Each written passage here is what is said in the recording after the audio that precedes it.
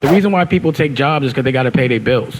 When you say be a boss or be independent, everybody should be an entrepreneur. Everyone has an apartment, right? You're the boss in your apartment, right? No matter what, no matter how little it is, whether it's a big house or a little house, that space right there, you're the boss.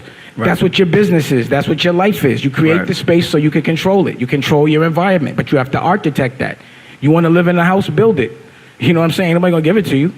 But once you get in that house, I don't care if the president or whoever it is, anywhere, he walk in my house, Obama, you still got to listen to me in this house. People think it's safe to have a job, but if somebody can fire you, how is that safe? Right. Period. Like, you got to be nice to somebody. If they don't like you, they can fire you. And the people that can fire you don't be owning this shit neither. They be supervisors.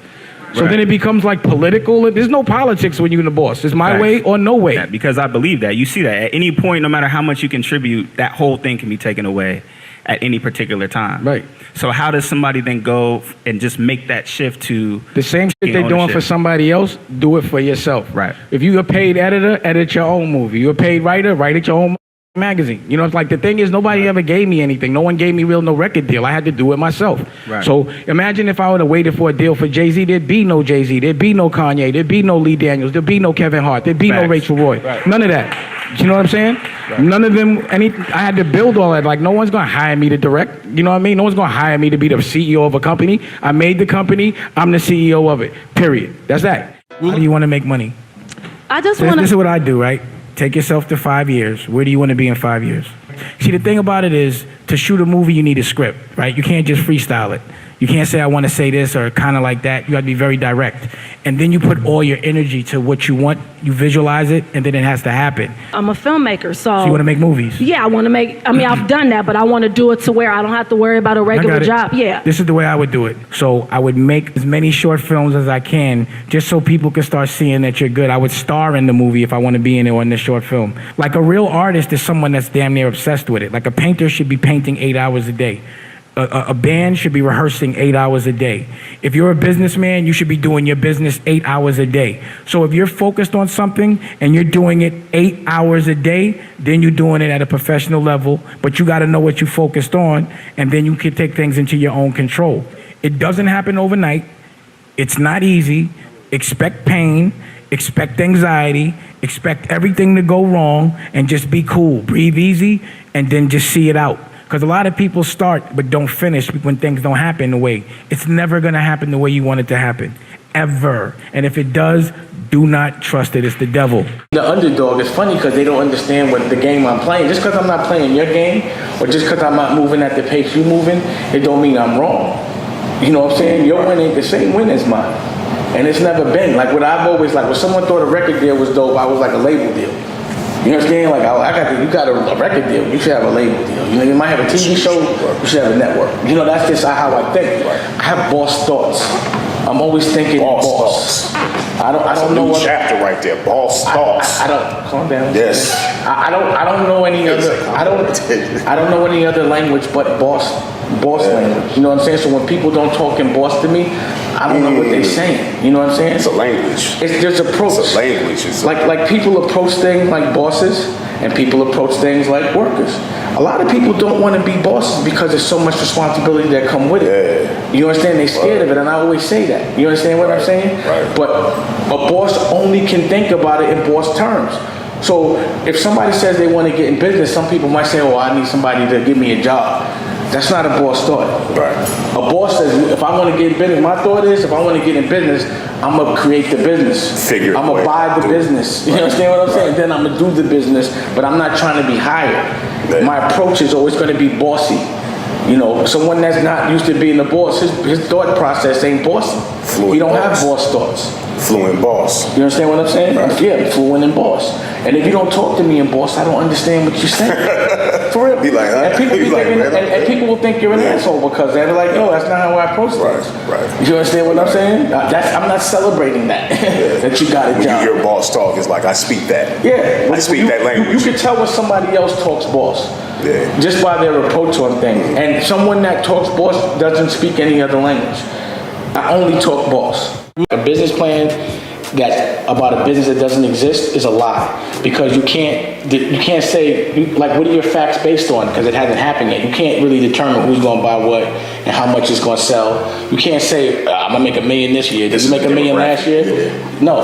But what I'll do is put together it's like a script. I'll put together how I'm gonna make the goods, how I'm gonna market the goods, how much it's gonna cost to buy the goods, what's my margin, and then when I'm gonna sell it, and then how much I'm gonna put back into the business, and how much I'm gonna put in my pocket. Right. You know, it's that kind of thing. You know, I write things out. Like if you look on the put that on the wall right there, Rock.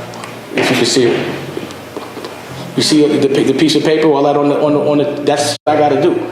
You know, I like to put things on the wall. I can either know what I got to do. I need to look at it. I need to cross it out. I don't consider that a business plan per se, but I have a plan. You know what I'm saying? Like I have a plan. Plus, you want other people to understand the plan because you can't do anything on your own. So you want to be able to articulate it to them a way they understand, and that they can look back at it. Because I talk quick, and like you said, a lot of times I say shit, you like I didn't understand that, but you're not going to tell me until a year later. Yeah. You know, so you want to have something someone can keep looking at. And they can see you crossing it off. And then they can kind of get it by absorbing, you know, by watching what you're doing. People that think that the only way you can make it, especially in our business, the entertainment industry, that, you know, you can't be an honorable, honest, hardworking person. You've got to be willing to do whatever it takes, regardless of how you compromise your own ethics, to get to wherever it is you want to get. And I've never believed that. And it doesn't sound like you believe it either. Nah. You know, I don't consider that a win. I consider that cheating, and I can't live with myself if I don't play the game right. But other people don't. Like, you go into different cultures, and especially in business, it's like, yo, you got to win any way you can. If somebody's slipping and you don't take advantage of it, you're dishonoring your family. Like, I've been in cultures like that, you know, where lying is okay for the business. You know, you're supposed to do that or else you're a sucker. So, you know, it's just a matter of perspective and the cloth you're cut from. And, you know, it's a rougher world when everyone is cheating and you're playing the game right. You know, it's a tough world. But at the end of the day, it's worth it because, you know, there's nothing more valuable than your soul, your integrity, your freedom, you know, just being proud of yourself. I just don't feel like, you know, when you can't call yourself a winner if you're cheating. You know, you're a cheater. You know, that's just how I feel. And you might not get caught in human form, but God will get you. You can't hide from God. Or whatever the supreme being is. I should have to be nice to get somebody to give me something. If my product is good, no matter how I act, you will pay for it. You know, and that's another principle that I learned in the street. When people want their drugs, they'll line up, they'll get told what to do, they'll be yelled at, they'll be talked to. Get in the back of the line. I'm only taking 20s. Don't even come in here with $1. That kind of thing. No one's nice to the drug dealer don't have to be nice. His work gotta be good. And that applies exactly in real business. As long as your work is good, people will come. When your work isn't good, you have to have gimmicks, right? So in the street, you got 2 for $5 and $3 bottles, chicken bags, but usually the work's not good, right? So in this world, when you overcompensate, when you don't have good work, you overcompensate with attention. You start to become like, you sell celebrity. That's what you leverage. So now your game becomes going outside, being a slave to what everybody else thinks. And that's another rhythm that I didn't want to abide by as well. Like I wasn't going to be about the celebrity. All I want to do is be about good product, good work, be respectful, make an honest living, and work with honest people. And the internet has made it really possible to do that because, again, you can make your product, you can promote your product, you can sell your product, you can collect the data and have that relationship direct with your consumer. I only do what I love. You got to do what you love. You can't get burnt out, and I do get burnt out. You know, once I'm in the business and I don't enjoy it no more, that's the thing. It's hard for me to stay in the business for a long period of time because the people tend to make me sick. So as soon as I start to get aggravated, you know, it's like I'll be on the block. If the block starts to make me mad, I go to another block. Even if I got the block clicking, it's just like I won't compromise my quality of living. You know what I'm saying? But like right now, what I'm doing is, you know, I'm building things that I could pass to my kids, but only things that I love and my family. So I love making movies. I'm making movies. I love it. I don't think I'm gonna be burnt out with that anytime soon, you know.